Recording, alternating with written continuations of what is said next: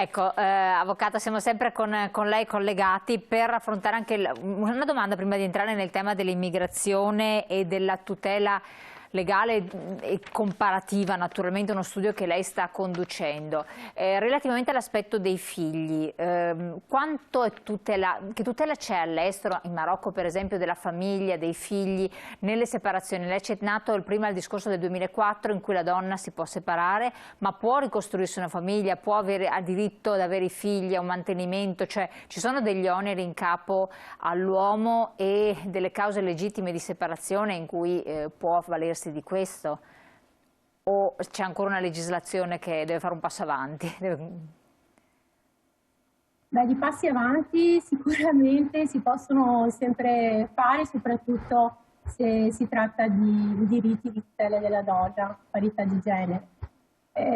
Questo proprio a livello universale. Per quanto riguarda il mio paese d'origine, questa riforma è basata su due pilastri. Da una parte la corresponsabilità tra i coniugi all'interno del matrimonio, quindi come dicevo inizialmente viene meno la regola dell'obbedienza della moglie al marito, e dall'altra parte il mantenimento dei minori e soprattutto anche quelli nati fuori dal matrimonio.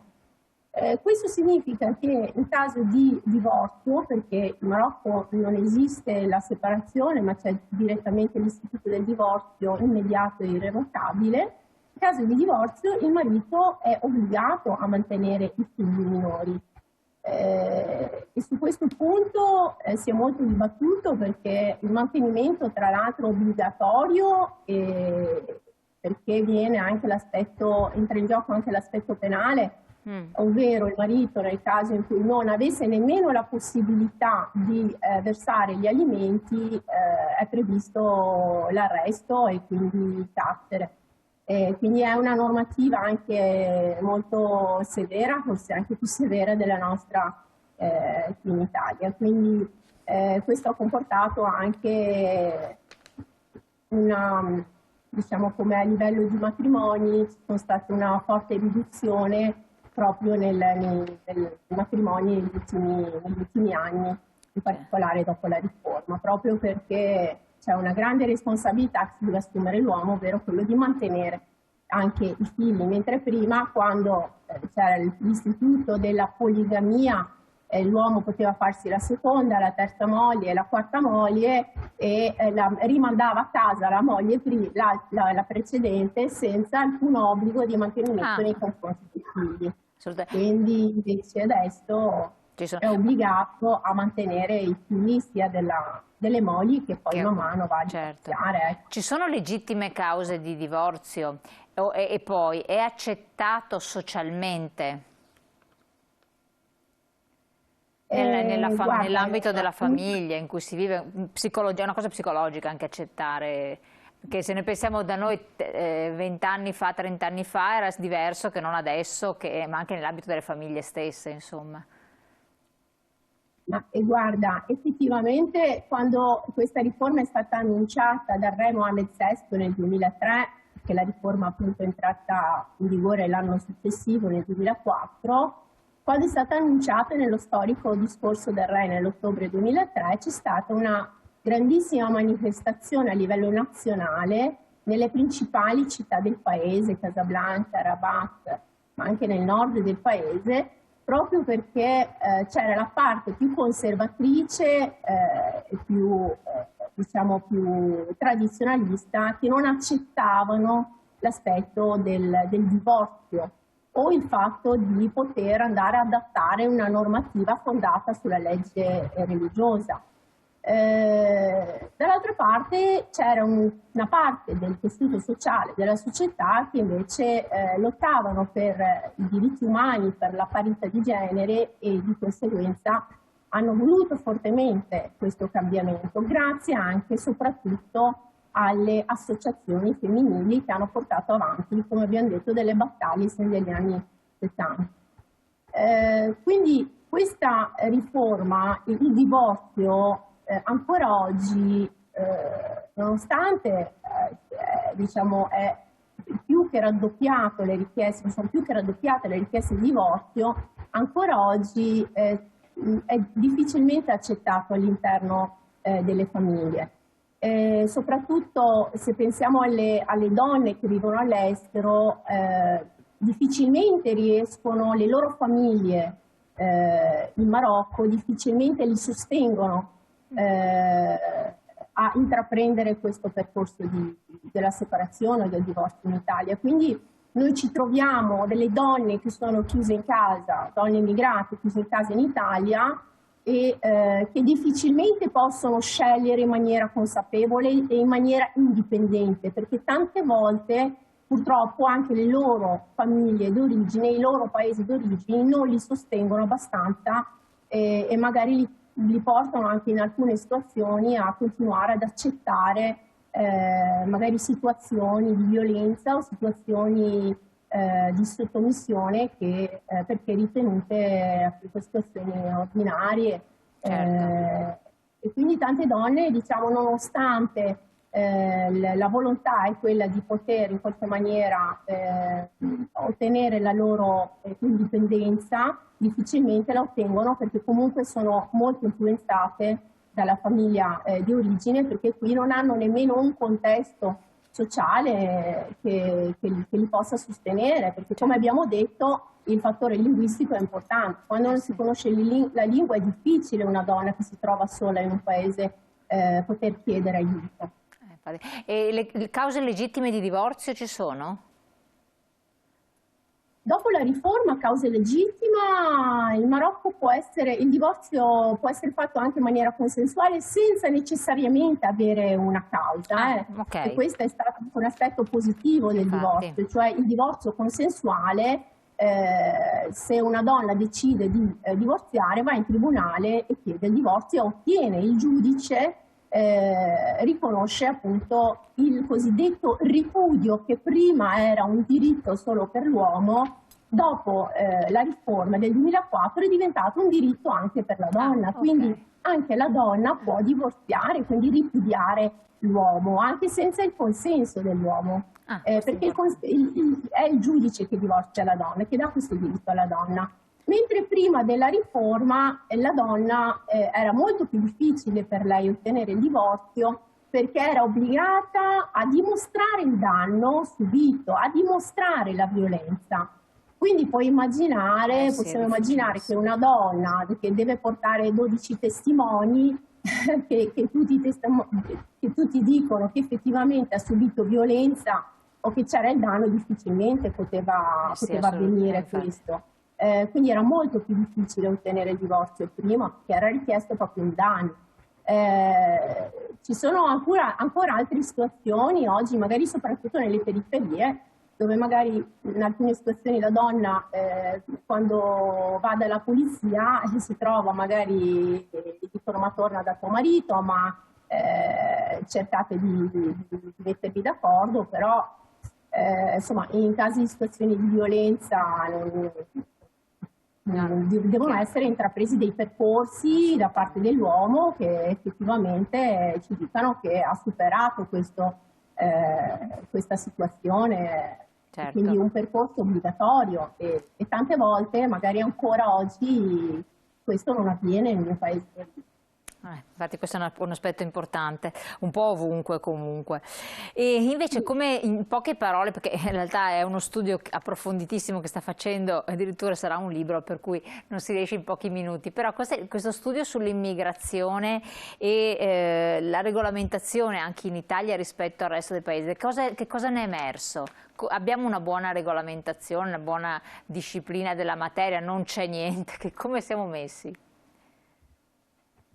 Ma guarda, in realtà questo studio vuole, proprio in sintesi, in breve sintesi, vuole dimostrare che per quanto concerne la normativa dell'immigrazione, quindi l'ingresso, la permanenza e l'espulsione, anche la cittadinanza italiana, quindi per naturalizzazione, nel caso in cui una persona vivesse Sicuramente questo studio ha voluto dimostrare che il nostro ordinamento giuridico italiano, a differenza di quello che si pensa o anche a differenza di tutte le varie strumentalizzazioni politiche che purtroppo oggi assistiamo, in realtà il nostro sistema normativo è molto più all'avanguardia per la tutela di diritti umani rispetto ad altri paesi europei ed extraeuropei. Addirittura.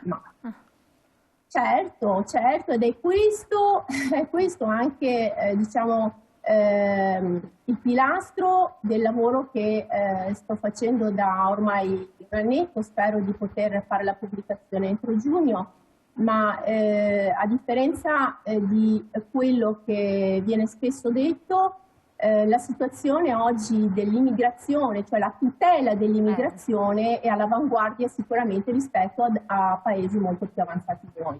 Se pensiamo addirittura, un titolo ad esempio, a me piace molto prendere sempre anche il mio paese d'origine, che conosco molto bene.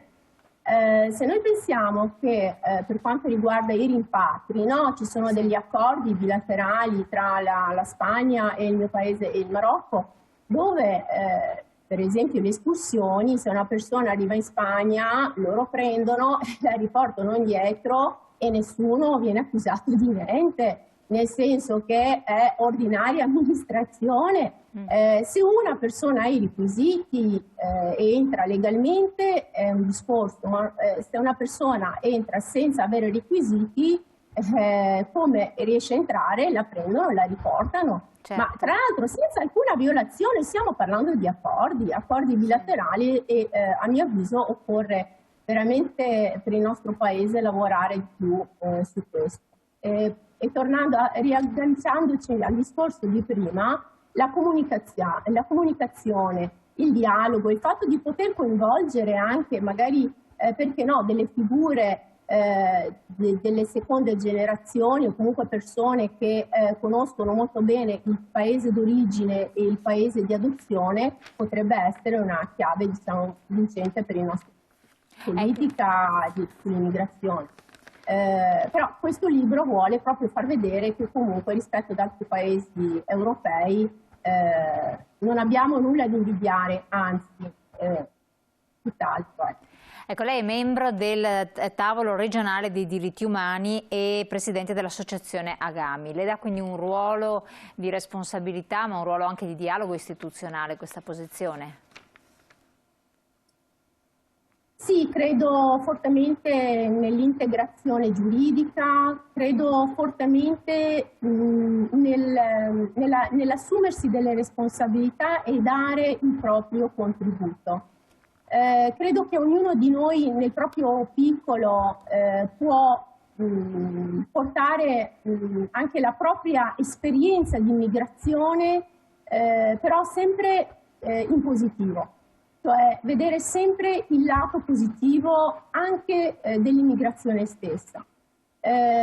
Oggi il Veneto è una delle 3 regioni d'Italia con il maggior numero di immigrati perfettamente integrati, ma non lo diciamo, non lo dico io, lo dicono i numeri, lo dicono gli stessi stranieri che hanno deciso di venire a vivere qui in Veneto. E il fatto di avere nella nostra regione questo tavolo sull'immigrazione dimostra anche che è una regione all'avanguardia rispetto anche a altre regioni in Italia. E per me è sicuramente un grande onore poter dare il mio contributo alla mia regione. Questo sicuramente. Solo un'ultimissima cosa, siamo in chiusura. Dialogo giuridico interculturale, di Agami, no? A me quello che colpisce è interculturale, perché il fattore culturale secondo me è superiore anche alle leggi. Si possono bypassare le leggi o creare se c'è una cultura, invece dover imporre tutto per legge, che tendenza che abbiamo noi in Italia, perché se non c'è la legge ognuno va per conto suo, è un po' insomma, sì, è un fattore di retrocedere per un popolo, no? Quanto è importante fare una cultura, crescere in una cultura di maggior responsabilità rispetto dell'individualità anche per le donne. Guarda Claudia, posso dire che è una scelta anche individuale. La cultura è un aspetto molto molto importante, per me fondamentale, ma anche importante in singolo, cioè quando il singolo sceglie di poter far proprio una cultura che magari è diversa da quella del paese d'origine, ma che decide di far propria. E dall'altra parte decide diciamo, di lasciare quella parte della cultura di origine che magari ha degli aspetti che lui ritiene siano negativi. Io dico sempre che sono stata fortunata perché ho avuto la possibilità di scegliere le cose belle della mia cultura di adozione e di scegliere le cose belle della mia cultura di origine. E non per niente oggi ho scelto anche di avere a fianco mio marito che è cittadino inglese e anche lui arriva da una coppia mista, quindi ho la mia suocera inglese, il mio suocero è veneto e anche i miei figli parlano 3 lingue, quindi vedere sempre la differenza come una ricchezza. Ecco, io sono stata fortunata, lo dico sempre, è un consiglio che do anche agli altri ragazzi, altri giovani come me che sono cresciuti in questo paese, proprio di poter amare la nostra cultura dove cresciamo, perché non tutte le cose che appartengono alla nostra cultura di origine sono giuste perché ce le hanno insegnate. Questo mi sento di dire. Grazie. Grazie mille. Tra l'altro una bella famiglia perché anche dei bambini e questa è una cosa incommiabile, quindi una professionista affermata, avvocato, tutela dei diritti, scrittrice, ha dei bambini. Qual è l'insegnamento fondamentale che lascerebbe e vuole lasciare ai propri figli, ai suoi figli? Ma l'insegnamento più grande è è l'esempio che diamo. Io credo che non dobbiamo, c'è poco da insegnare ai nostri figli. I figli ci guardano, sorgono, vedono quello che siamo, vedono come ci comportiamo con gli altri. Quello che gli sto trasmettendo è il fattore linguistico, di vedere sempre le cose, il diverso come una ricchezza, ecco questo.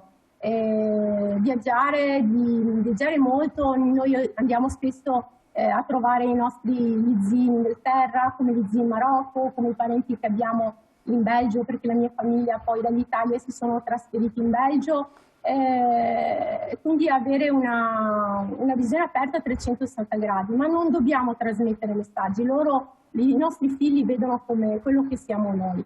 E quindi è l'esempio di vita. Esatto, l'esempio di vita. Ecco. Avvocato, grazie mille, gentilissima, la rilasciamo i suoi impegni e la sua serata naturalmente. In bocca al lupo, aspettiamo che ci aggiorni comunque su quando sarà edito questo libro per parlarne anche in modo più approfondito. E buona serata, lasciamo l'intervista della nostra ospite, pubblicità, poi ritorniamo insieme. Grazie.